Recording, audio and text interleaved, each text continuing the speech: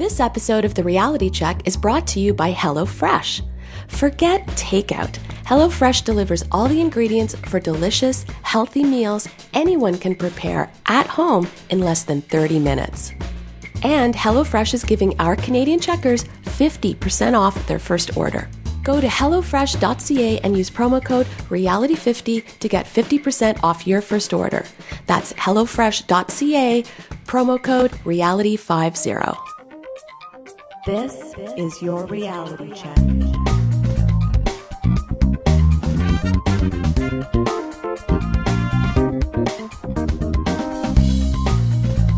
Hi everyone, welcome to The Reality Check, the weekly Canadian show that explores a wide range of controversies and curiosities using science and critical thinking. This is your show for Tuesday, December 6th, 2016, and I'm your host, Darren McKee. And with me, as usual, are Adam Gardner. What's up, cuboids? Christina Roach. Hello. And producer Pat. Hi, everybody. We have a great show for you today. Christina is going to look into whether genes can predict athletic performance. And I'm going to tell you a bit about what organic farming is. But first, Adam, is possession really 9/10 of the law? Great question, Darren. Or terrible question, Darren, depending on how you think about it. Many people use this term, possession is 9/10 of the law. And what does this even mean? It has law in it, so a lot of people seem to feel that this gives the expression some validity. What could it possibly mean? What is 9/10 of something? 90%, Adam. 90%? 90%. So what would that mean in a legal sense? Are there 9 cases for every one which have something determined to be legally belonging to the person who possesses it? So who would decide which of the 10 are the 9 which go to the person that has possession of something, and what other 10%, that doesn't apply to? Upon the most basic amount of thought, this expression just does not make any sense. I can't find anyone intelligent who believes that there is validity to the statement, so let's look at some of the biggest imbeciles on the planet and check in with our friends at Yahoo Answers. A user asked Yahoo Answers, what does possession is 9/10 of the law mean? Best answer, rated 5 stars by the person who asked the question. Regarding the subject of the 9 points, which became 9/10, I don't really know where the tenths came from. I was told the 9 points of the law are the various documents that prove ownership. They would be documents such as leases, deeds, trusts, rental agreements, titles such as for cars and boats, etc. There are several more which create 9 points or legal scripts, leaving the rest to your imagination. By holding something physical, such as money or gold, in your possession, gives you a non-represented right to possession. But then again, if the country who protects your legal rights folds. Source: 7 years, law enforcement officer, AJO. What? It sounds like there's some intelligent words in there. From this person's bio, I have 3 PhDs in criminal justice, law, Harvard Law, and 1 in psychology. That's 16 years of school packed in 8 years. If you have 3 PhDs or more, then feel free to insult me. AJO, I do not have any PhDs, but you should ask for a refund on those 3 PhDs. This is an 8-year-old post on Yahoo Answers, so I don't think I'm starting a flame war on this one or anything.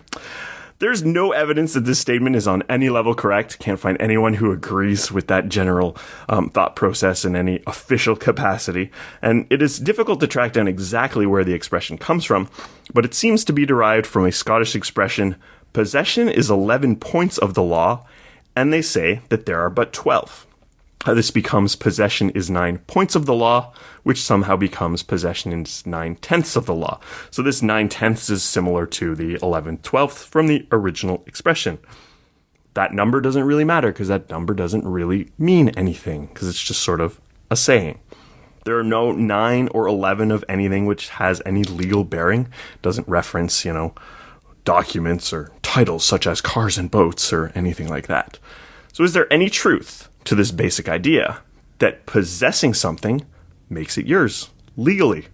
In modern society, no, not really.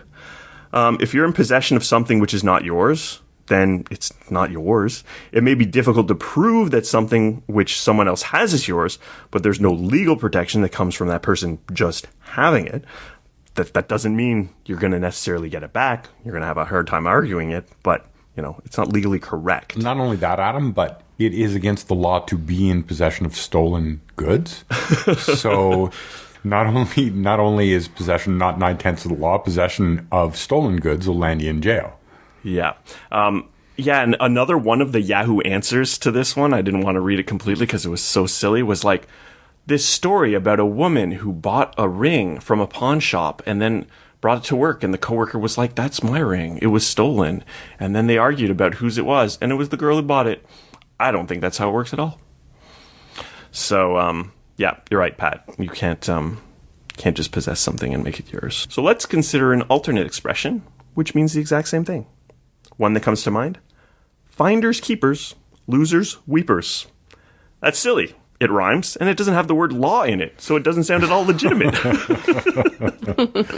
be fair, because it rhymes, people think it sounds more legitimate.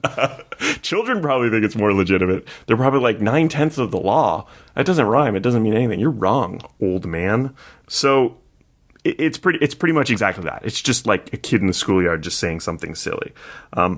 In land, however, this can be somewhat true, and this is not usually what people use to refer to possession being 9/10 of the law. They usually mean like, "Oh, screw you, I just took your stapler. Possession's 9/10 of the law." What does that mean? So adverse possession, colloquially referred to as squatter's rights, refers to a method of acquiring property by just living there. This doesn't work for property which was obtained through theft or force, and it usually works after a number of years, which varies from place to place. This kind of law is currently in place in many countries, so there's a lot of precedent for it. If you live somewhere, you're in that house, you don't really have sort of a legal deed to the land or something like that. "Oh, I've been here for 50 years. You know what? It's your house. You live there. We can't do anything about it." But that doesn't really tie into this expression. It doesn't have to do with 9/10 of anything. Possession is not 9/10 of the law. If you take something unlawfully, you may be able to keep it, but you have no legal right to it. You'd just be a thief, and that is illegal. There's no legitimate meaning to the 9/10 or 11/12 parts of these statements. A mild amount of thought on the concept reveals it to be total nonsense.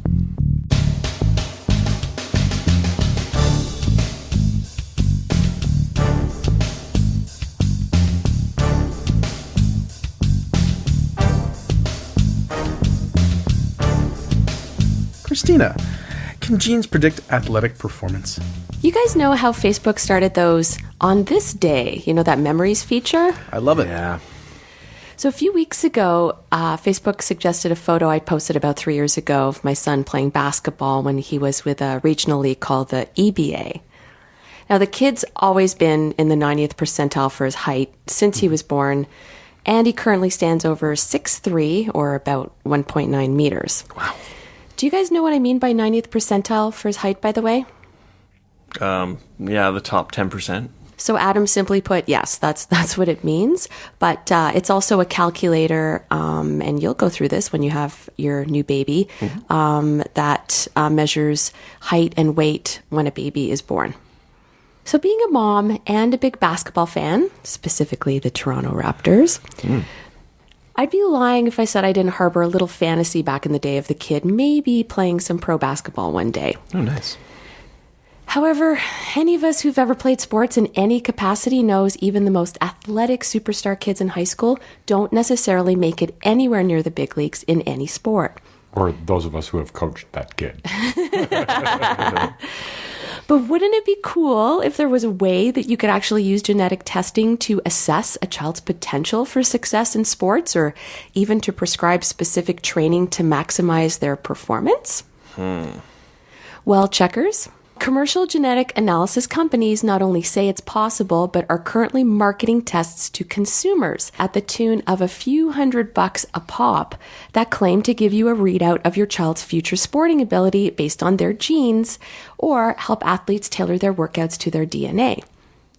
Now, the number of DNA testing firms selling fitness-oriented consumer genetic tests that claim to predict a person's athletic ability grew to around 39 in 2015, double the number since 2013, according to the British Journal of Sports Medicine.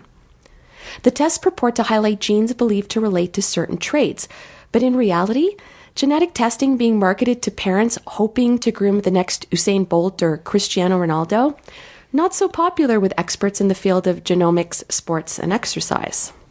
In an article written by the science editor of the Daily Mail, Professor Mike McNamee, an expert in medical ethics at Swansea University in the UK, says, quote, genetics is a word that has a magic buzz to it, but the very idea of reducing complex abilities to complex genetic determinants is just a farce. He goes on to say that how far away the pool is or where the nearest track is more likely to determine your child's athletic future. Some companies in the UK and North America sell mail-order kits to the likes of you and I. These kits are based around screening for variants of a gene called actin-3. The gene is involved in muscle function and what is referred to as fast-twitch explosive muscles. So the thinking is kids with a certain genetic makeup may be better suited and encouraged to pursue endurance sports like swimming and long-distance running, while kids with a different genetic profile may do better with sports requiring short, powerful bursts like sprinting or hockey. One big company called DNA Fit originates in the UK and says it follows a strict code of practice and that companies have an ethical responsibility to be transparent with their claims and never overstate the science of what is possible. Company spokesperson claims their tests are designed to be informative and not predictive. DNA Fit is endorsed by Great Britain long jumper Greg Rutherford, who won the long jump gold medal at the 2012 Summer Olympics and the 2014 Commonwealth Games, amongst other accolades. Rutherford has said, of course, a test alone doesn't make you an Olympic athlete, but it does provide loads of helpful insight. Just for one moment, I want to appreciate that phrase, informative but not predictive, in the sense that that's what a lot of what happens in the world, because that's how it has to be. But from what most people want is to understand the present to better understand the future. And if nothing was predictive, I'm not sure if anyone would care about learning anything.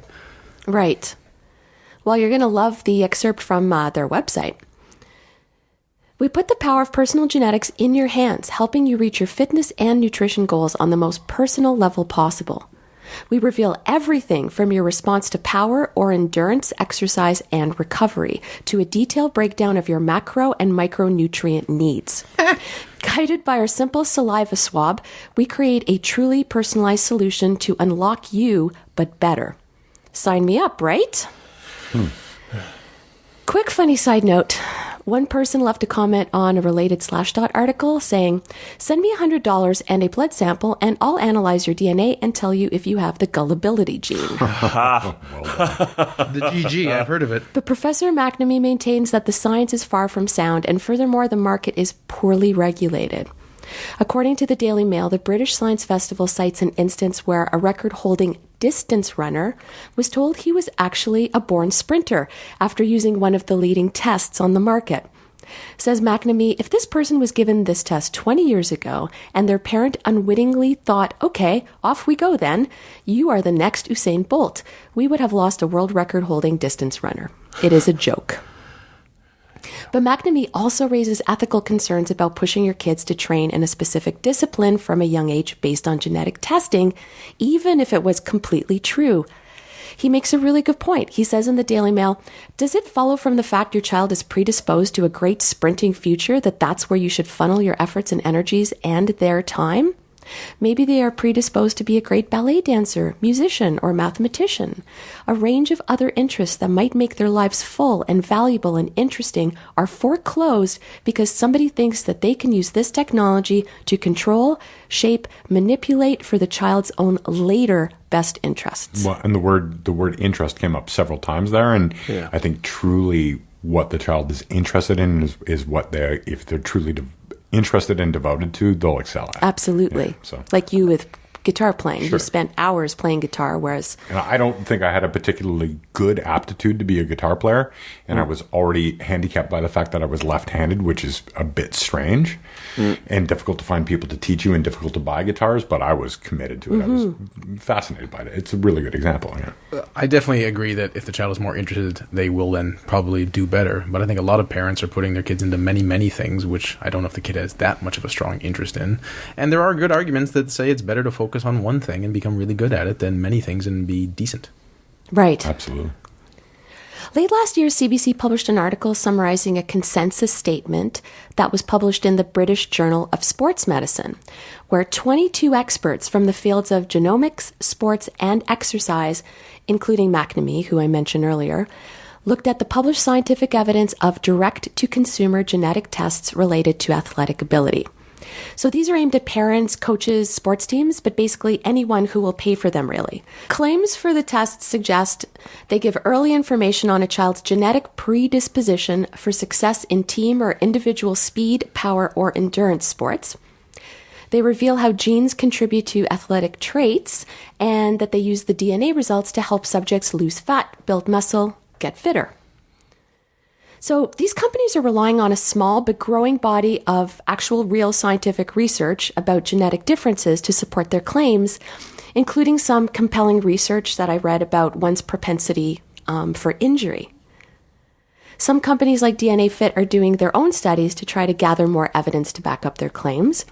Case in point is a study that DNA Fit supported and published last year, where researchers performed genetic analysis on 28 athletes from different fields of sports.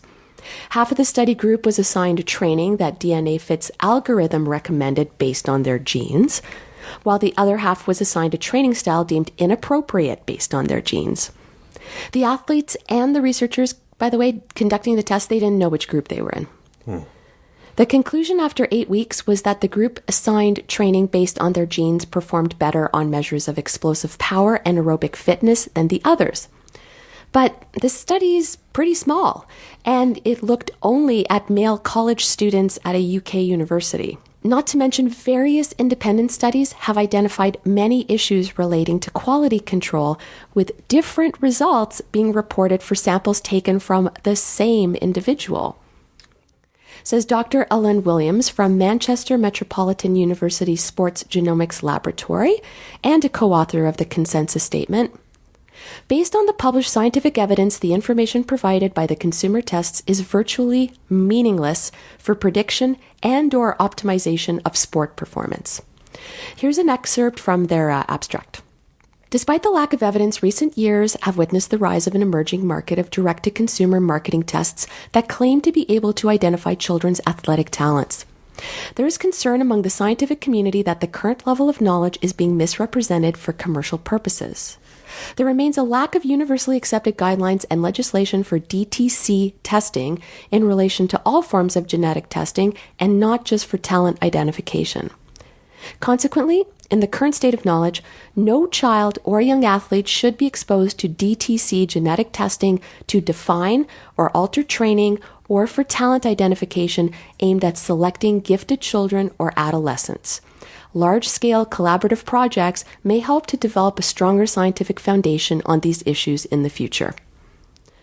The authors noted in their statement that the former UK Human Genetic Commission suggested mandating minimum guidelines for consumer genetic test companies, such as accurately describing both the characteristics and the limitations of the tests offered, not overstating the utility of a genetic test, making sure that any claim made about the clinical validity of a test is supported by relevant evidence from peer-reviewed scientific literature, and recognizing that the test provider should be aware of the risk of bias when quoting evidence.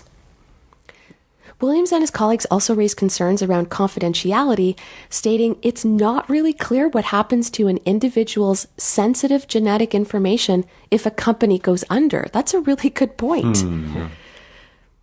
Yet these companies continue to proliferate and negotiate deals with various athletic organizations and training facilities like the Baylor University football team in Texas and teams in the English Premier Soccer League, pimping the use of players' genetic data to design personalized training programs. Kurt Johnson, CEO of Texas-based Simplified Genetics, which sells Simply Fit tests for $249 and $499, claimed in an article in Stat News to be negotiating a deal with a U.S. chain of fitness clubs to include their genetic tests in premium gym memberships. Harvard geneticist Dr. Robert Green, who's published over 300 papers, puts it simply.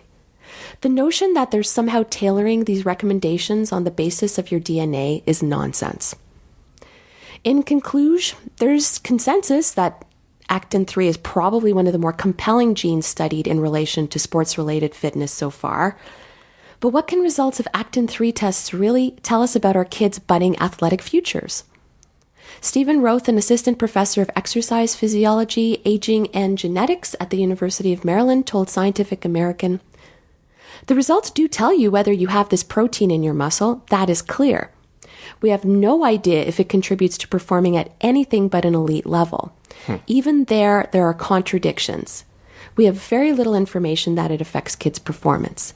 You may have a disadvantage in sprint performance, but it's likely you'll never see it except at an Olympic level. What 6 or 8-year-old cares about that? I linked to a cool 2-minute video of Professor Catherine North in the show notes, whose research actually led to the discovery of the gene. And she talks about all the great things about the gene and its connection with elite athletes. But she does say there's a whole bunch of factors, genetic and otherwise, and we're just not there yet. Great job, Cristina. I have often seen these ads for genetic testing, and they aren't going to be able to give what people want. And that's more certainty, more individual profiles, and actual predictive validity and accuracy. So the main message seems to be they're just junk. But what I also got from your segment is that these aren't going away anytime soon. They're just going to get bigger and bigger because people think they matter, and then fitness gyms do them, then people think they should have them, and that's how the world goes. But also, it could be in 20, 30 years, they're actually really good. Right. So I think it's a question of whether they become really good for an individual profile before we're all robots. But from it, if they're potentially really good, that doesn't necessarily mean that a tailored exercise is really going to make a difference. Like, there's no doubt that there's a vast amount of athleticism that is very innate, especially at the higher levels. It doesn't matter how much you train. You're not going to be in the NHL unless you're going to be really good at hockey. But if you don't train, you're never going to do anything. So it's a factor, and how much of it is a factor versus training, it's hard to determine exactly, but it's going to be a huge thing. Is there a certain training style that's going to be more suited to your innate abilities than another? Yes. You think so? You might not be able to know what it is, but by definition there will be. I think for an individual, something's going to be better than something else. Yeah. Maybe the error bars between the two is not that high, but yeah. Then again, you're right. Who's going to actually reach it though? Who's training that much to actually find out?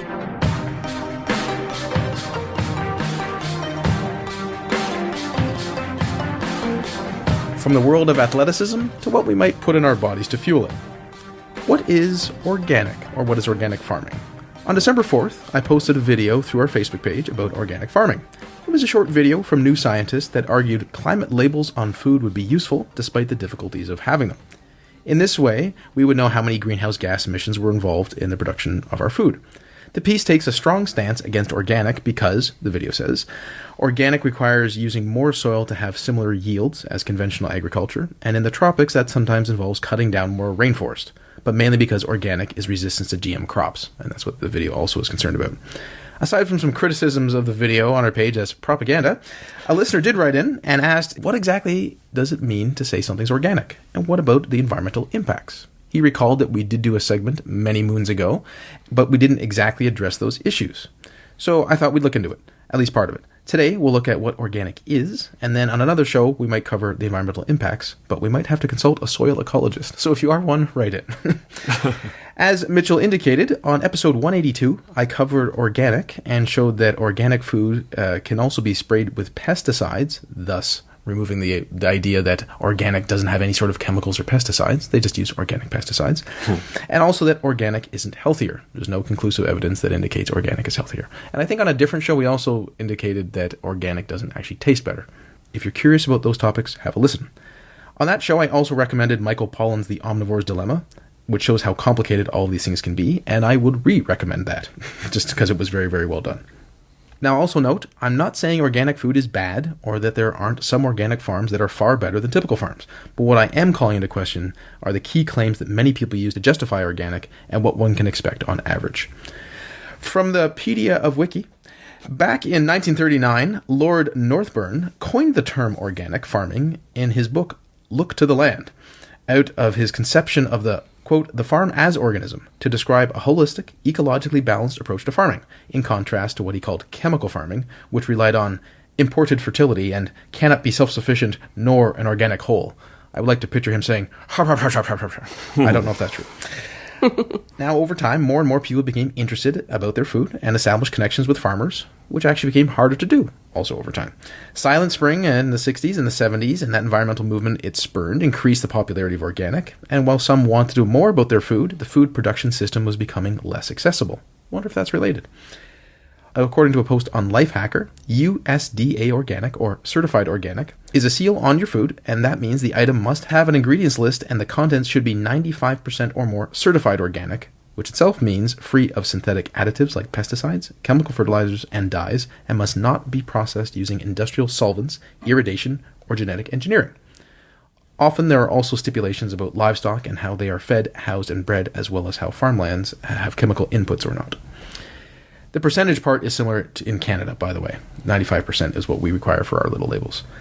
Now, certified organic in the States isn't the only label you'll see. You may also see 100% organic, which means all the ingredients must meet the guidelines above, or made with organic, which means that ingredients must contain 70% or more organic ingredients. The USDA seal cannot be used anywhere on the package, though, and the remaining 30% of the ingredients may not be foods or processed with additives on a special exclusion list. In Canada, if a product is between 70 and 95% organic, they're allowed to say they are that percentage of organic in terms of ingredients. However, they do not meet requirements to bear the certified logo.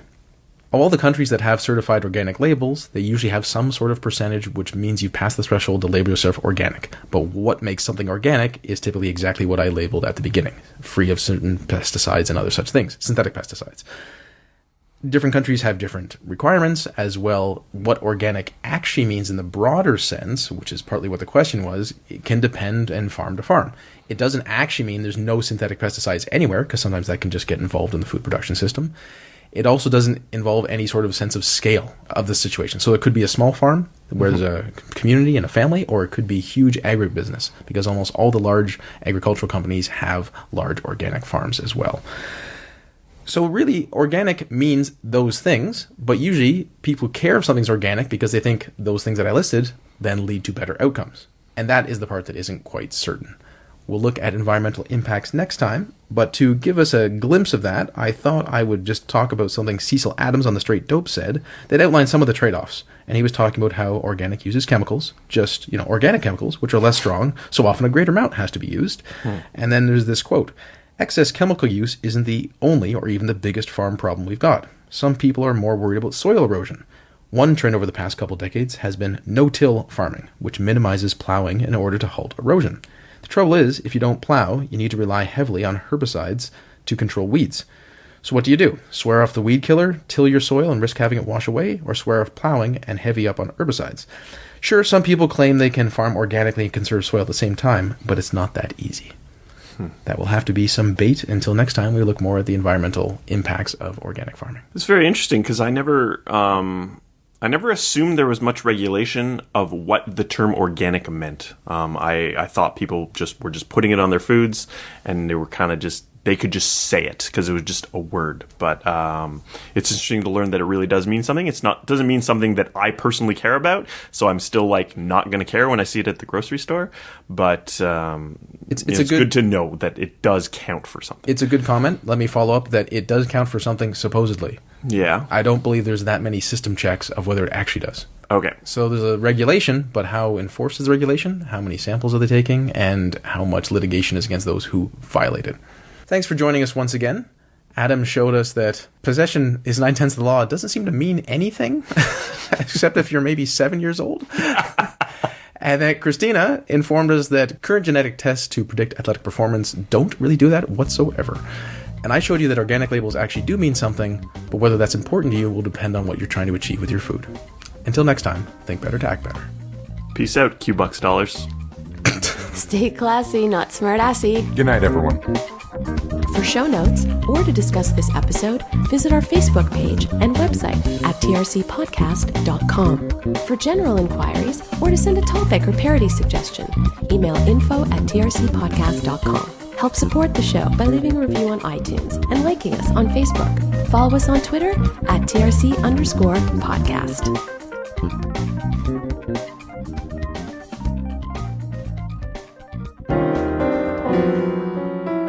Outtakes.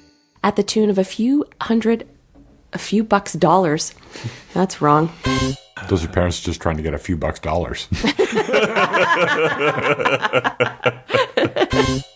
well, I mean, I know that the dude who cut the baby in two said, I'll cut your baby in two. And then the woman said, fine, that's fine by me. And then the other woman was like, don't cut my baby in two. And he was like, you are righteous. You can have the baby. If you want to hear more religious parables as told by Adam, write in.